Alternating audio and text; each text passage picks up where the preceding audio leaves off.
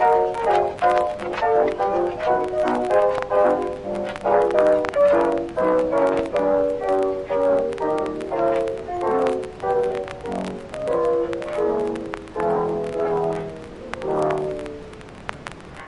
there, waywardly stranger. Welcome back to another broadcast with us tonight on the day where the physical and the spiritual realms are closest to each other.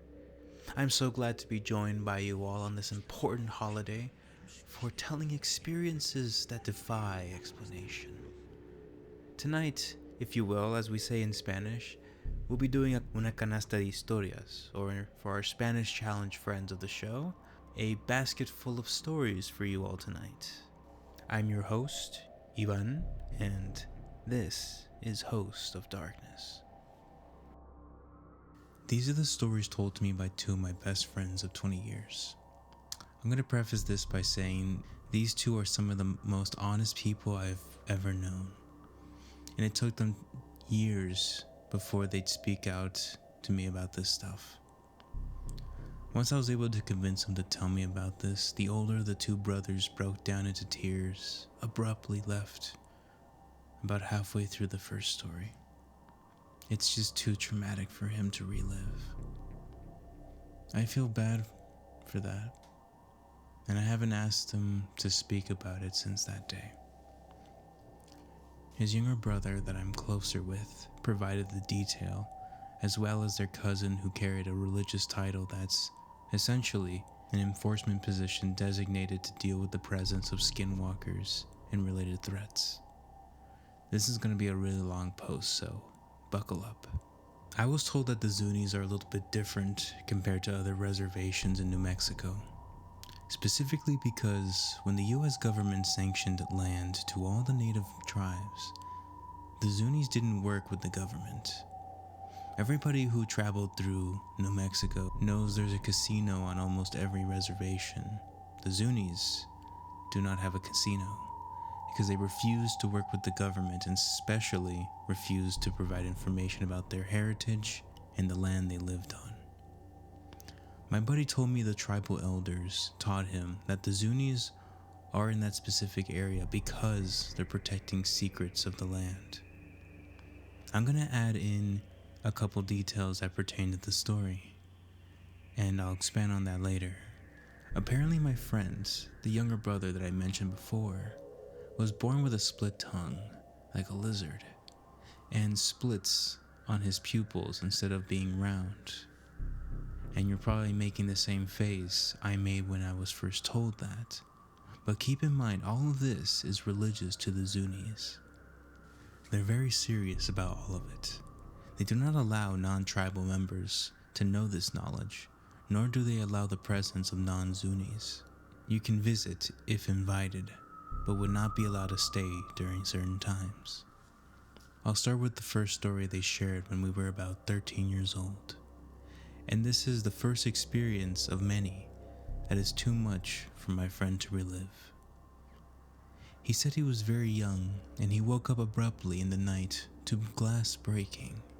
When he opened his eyes, his dad was already in his room and motioned to him to stay where he was and to be quiet while pointing a large revolver towards the kitchen where the window was broken. Not long after, his dad fired multiple shots. He then heard a screech so loud it hurt his ears along with the scuffle in the next room and saw a shadow on the wall. Did not look nor move anything like a person. Apparently, whatever was in the house immediately leapt out the same window that was broken into.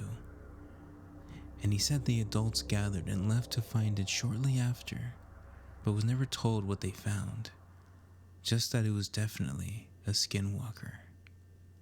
The day after he broke down into tears talking about it, I went and saw him, and I was apologizing. Surprisingly, he said the shadows and the screeching he saw scarred him, and is ultimately why he had left the reservation. I never asked him about it again.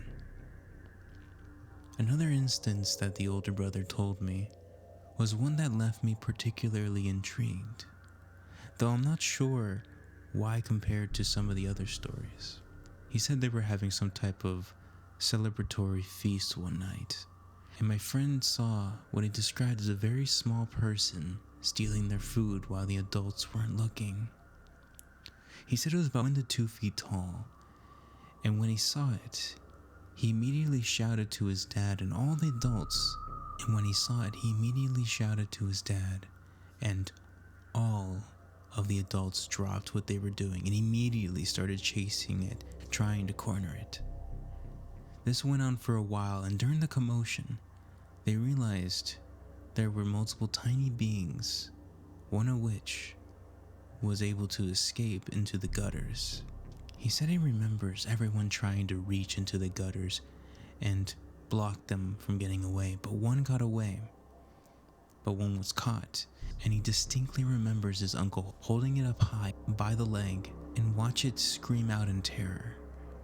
It sounded like a tiny human. And then they immediately tied it up, stuffed him into a cloth pouch, and burned him alive over a fire. He said the way it screamed while burning terrified him, because he could hear how much pain it was in, but they were human-like. And by the way he explained them to me, they seemed like something that seems like a lawn gnome.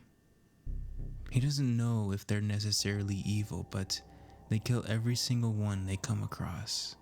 Not sure why, but that's the one that really creeps me out.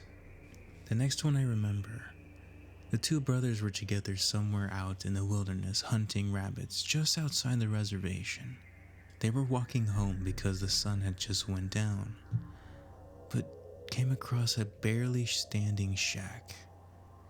Being dumb kids with a pellet gun, they went inside, and shortly after, a rock hit the wall of the shack.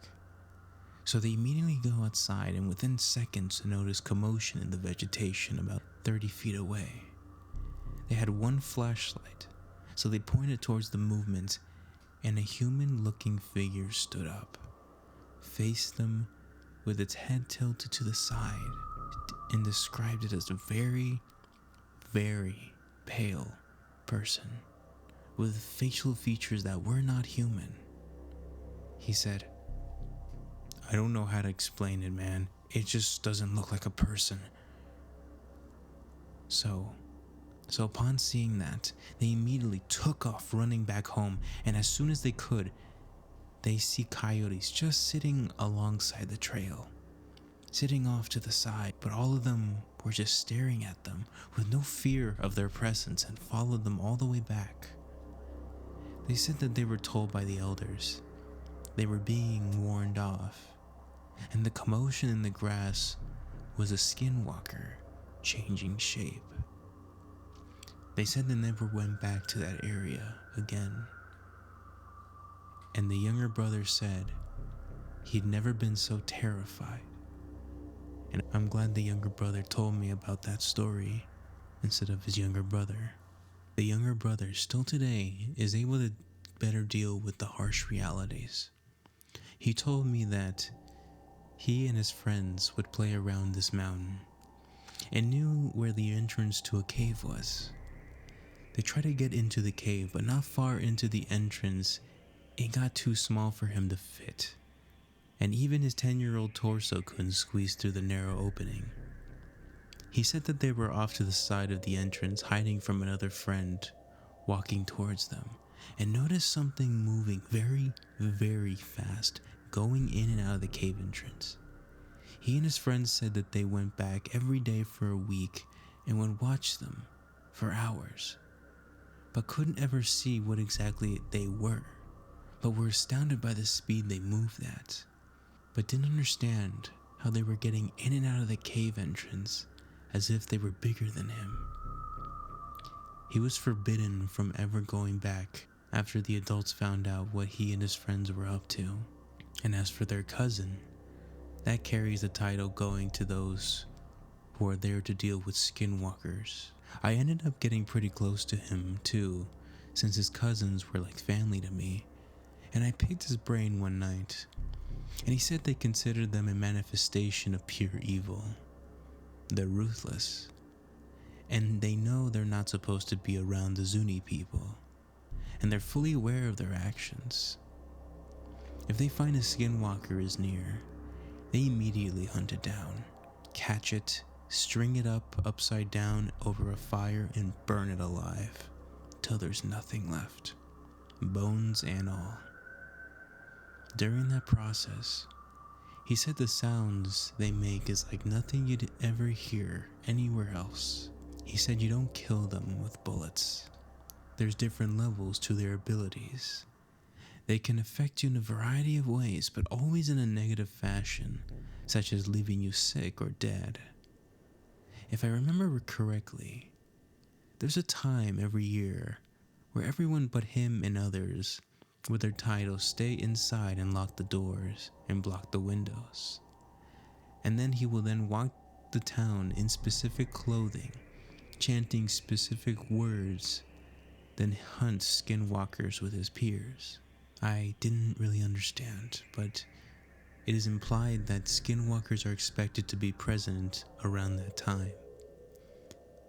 But he spoke about it like it's something completely normal. I think it's like a holiday, and during this week or so, there's a period where the skinwalkers arrive, and that's the main reason they designated them enforcers that are trained to deal with them, and apparently never look at skinwalkers in the eyes. One last story I have that I'm going to share with you is not from the Zuni reservation. This is a story my uncle told me and takes place in the reservation outside Bernalillo, a small city which is about 20 minutes away from Albuquerque, but I don't remember the name of the reservation. So my uncle was a sniper in the Air Force and saw combat in Panama. After leaving the military, he had a firearm instructor for the APD, the Albuquerque Police Department, and then for Bernalillo Police Department. One day he gets a call from a drunk guy acting strange at the base of a mountain. So he shows up, but doesn't see anyone there. So he gets out and starts looking around, and at the base of the mountain, he sees clothes neatly folded. He turns around and he's surprised by what he calls the biggest wolf he's ever seen in his life. About 20 feet away, walking straight towards him. He said it was around 5 feet tall and staring right in his eyes. So he immediately put his hand to his holstered gun, but didn't draw, and starts walking backwards towards his car, while the wolf continues towards him. Once he reaches his unit, he gets inside as fast as possible, and when he shuts the door, he's now an inch away from his window. He said he had to look up at it while seated in this unit. He then makes a sorry I'm leaving gesture and drove down the road where he met one of the reservation officers. She asked him what happened since he was pale and visibly shaken. All he could muster was, "I don't know, it's massive. I don't think I belong here. I didn't." She immediately put her hand up and said, "Don't worry about it. I got it. I've been wondering when this would all happen again. Go ahead and get out of here." Then she drove off, and she didn't go into the area, but rather parked her car sideways, blocking the entrance to that area, and started making calls. He said, by the way, that the thing was looking directly into his eyes. Not to mention the absurd size and the aggression and lack of fear, and also the folded clothes, that he knew he was face to face with a skinwalker, and he hoped he never come across something like that again. To end this, I'll talk about what the younger brother told me and showed me about his heritage. One day he took out a box and showed me the contents, saying that his father had given it to him and had been passed down from father to son for over 1,000 years. Inside was a couple of different dry plants and various things, but most notably a rock carved by hand of a reptile-like humanoid. It looked like a person but with armored scales and a face with a protruding mouth and large teeth. I don't want anyone to think I'm a conspiracy theorist, because I'm not, But this thing looked exactly like what I heard explained about reptilian aliens would look like. We were both amazed, as he never really thought twice about what that could mean. Around this time, we were getting stoned, entertaining ourselves with aliens and laughing about conspiracy theories. Keep in mind, this is a guy who was born with a split tongue and splits in his eyes. The mother confirmed that to me as well. He went on to tell me the Zuni's are protecting the secrets of the land, and the reservation doesn't have a casino because they refused to sell out all their knowledge to the government. He said he was taught that things came out from inside the earth and met with their people thousands of years ago. These beings lived somewhere inside the earth where it's warm, and eventually these reptilian beings came back to live under the surface.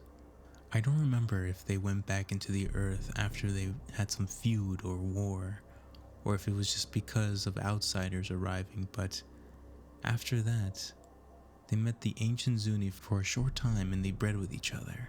My buddy is apparently a descendant of those two species mixing, and is why he was born with a split tongue and splits in his pupils. Now, I don't know what connection skinwalkers have to this reptilian species that lives inside the earth, or roasting tiny food thieves and celebrating while they scream through an agonizing death, but I do find it interesting that all of this is associated with native belief. I plan on going over all this with him too, as I'm going off of memory from 20 to 30 years ago. The younger brother is my closest friend, so if anyone has questions, I'll do my best. Or if there's something you'd like me to ask him, I can do that as well. My sister once told me that when I came across something paranormal, I would probably not notice it. A couple times, weird things have happened to me, and at first you think that nothing strange is going on. I'm going to tell you the most fucked up thing that has ever happened to me. It was almost 3 years ago, in August of 2021. My mom had very complicated surgery, and we're talking about a 12-hour operating room type of surgery, a team of surgeons, blood transfusions, etc., etc. All that time, I was waiting for news in the waiting room. Shortly after midnight, there was no one in the waiting room. No one was passing in the corridors. I mean, obviously the hospital was illuminated, but it felt strange to see everything so lonely and silent. A social worker spoke to me, and I went to her window, and they asked me to go up to the operating room to talk to one of the surgeons. I went, and they told me that my mother came out of surgery, but she was very weak. She almost died during the surgery, and that she'd probably be sent to intensive care. I went back down to social services to process some things, and in the hallway, something made me turn back. In an empty waiting room, in the middle of nothing really, there was a nun kneeling and praying. I did the paperwork I had to do, and I went back upstairs. But the nun was gone.